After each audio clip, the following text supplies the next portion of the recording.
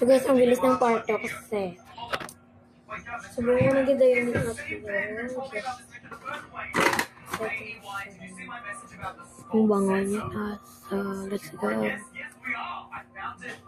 Yung isa pala, hindi ang orange na lang kasi kita nyo naman, di ba madumi? So, wag na lang siya. Ganyan yung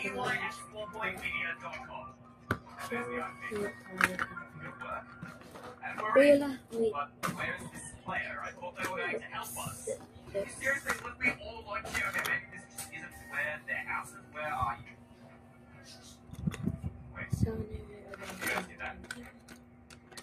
Look at it, engaging. It sounds really far away, almost echoing. Yeah, it's almost from that direction. You guys don't think that this sound.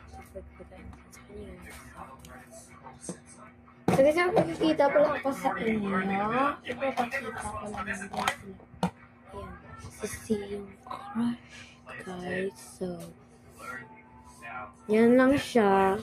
Si yung crush ko, guys. So, yan lang siya. Ganda, diba?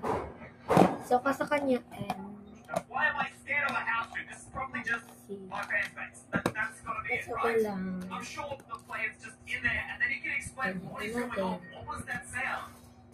No? Clearly nobody is home. Maybe he's already in the deep dark. Maybe we can grab some armor and try and figure out where he is.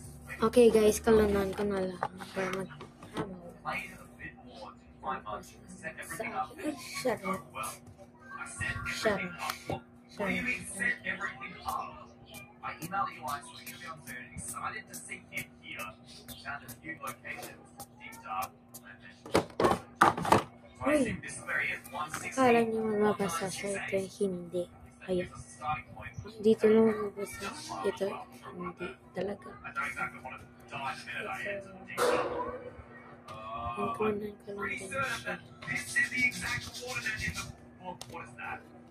That is definitely not a normal Minecraft structure. How did it get you?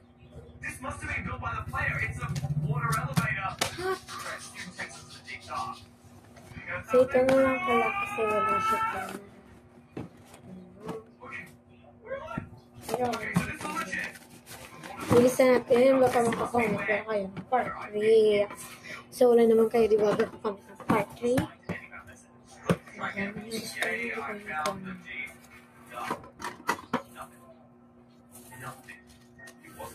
Part 3 na lang ito.